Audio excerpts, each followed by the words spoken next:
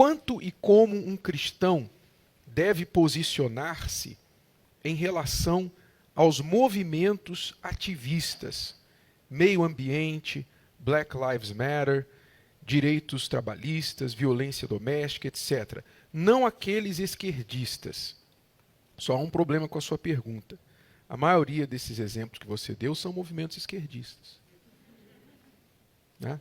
Você pode ver, se você colocar numa balança os movimentos de origem de esquerda e o movimento de origem de direita, você vai ver que a balança vai fazer isso aqui.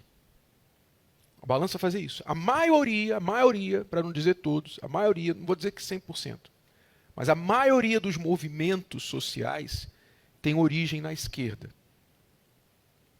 Alguém pode me dizer por quê?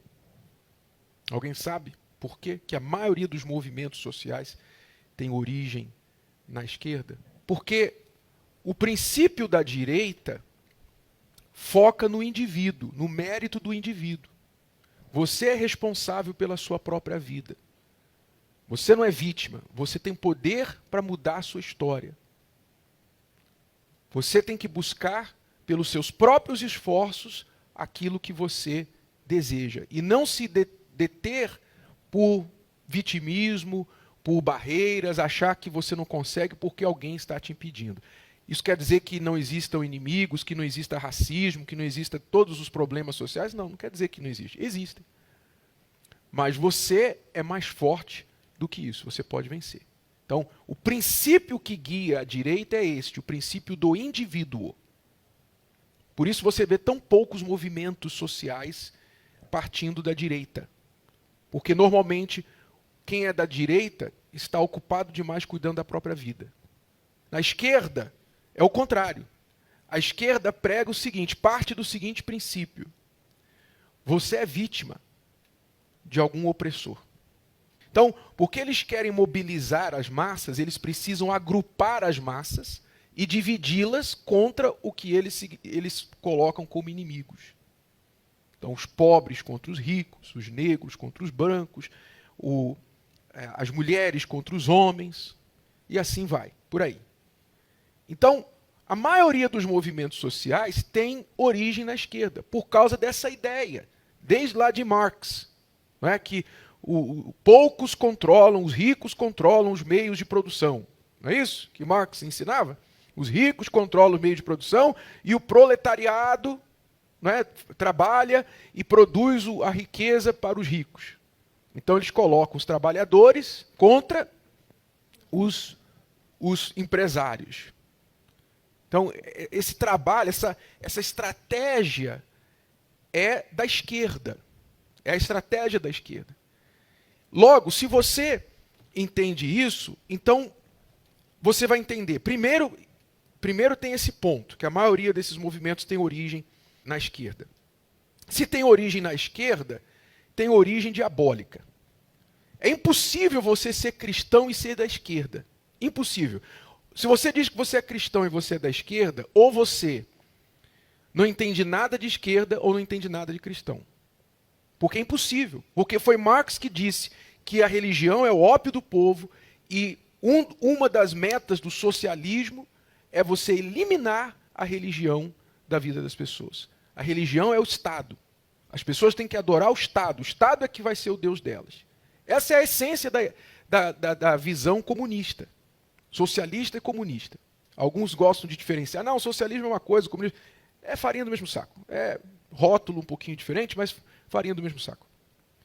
Então, se a raiz dessa ideologia é ateia, como é que você pode ser cristão e defender essa ideologia? Eu não estou falando isso para dizer para vocês que nós somos da direita, não. Nós não somos nem da direita e nem da esquerda.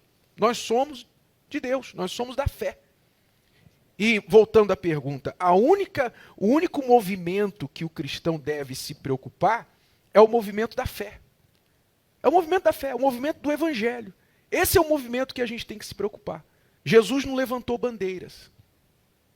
Jesus não levantou bandeiras. Quando os fariseus vieram tentar pegar Jesus com uma pegadinha, uma perguntinha para fazer Jesus ter problemas com os romanos, Mestre, sabemos que o que fala e ensina é o certo, e não considera a aparência, ensinando com verdade o caminho de Deus. É lícito dar tributo a César ou não?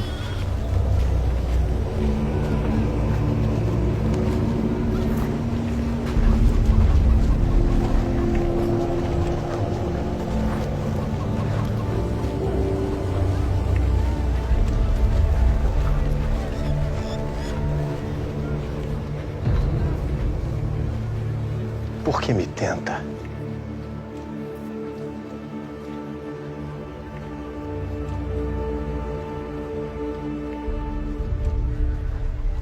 Mostre-me uma moeda.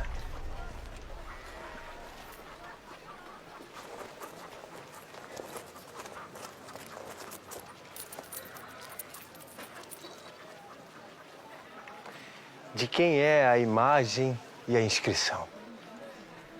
De César, é claro.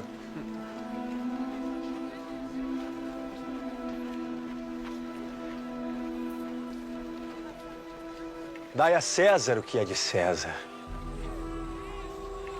E a Deus o que é de Deus. Se Jesus se posicionasse ali, do lado dos judeus ou do lado dos romanos, ele iria causar um problema político. Imediatamente. Os fariseus iriam aproveitar para dizer, ó, tá vendo? Ele é anti-César. Tá vendo? Ó, tem que prender esse homem porque ele está fazendo aí um movimento, essa multidão que ele está fazendo é para tirar o poder de César. Inclusive, o que escreveram lá? O que mandaram colocar na cruz?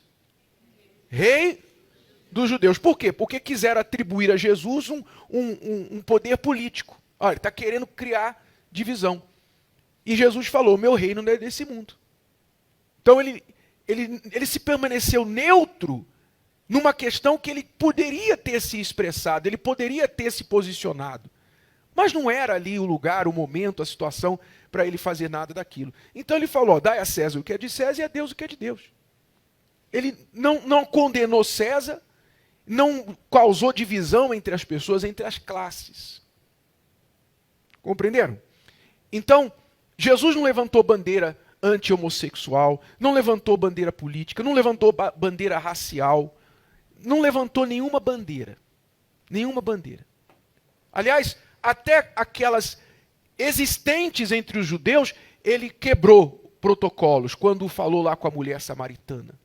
Quando o centurião romano, soldado romano, manifestou a fé dele lá, Senhor, manda só uma palavra que o meu servo ficará curado, Jesus exaltou a fé do homem, do soldado romano. Quer dizer, ele não fez discriminação com nacionalidade, com nada. Ele veio mostrar o que realmente é, o que Deus realmente olha e pensa com respeito às pessoas. São almas. Almas. E Paulo fala lá em Gálatas, porque todos sois filhos de Deus. Por quê? Pelo quê? Quer dizer, ele não está dizendo que todo mundo é filho de Deus. Ele está dizendo que todos são filhos de Deus pela fé em Cristo. Pela fé em Cristo Jesus. Quer dizer, é pela fé em Jesus que a gente se torna filho de Deus. Porque todos quantos fostes batizados em Cristo, já vos revestistes de Cristo. Nisto não há judeu, nem o quê? Nem grego. Não há servo e nem livre. Não há macho e nem fêmea. Olha que extremo que ele vai. Não há macho nem fêmea, quer dizer, nem homem nem mulher. Porque todos vós sois um em Cristo Jesus.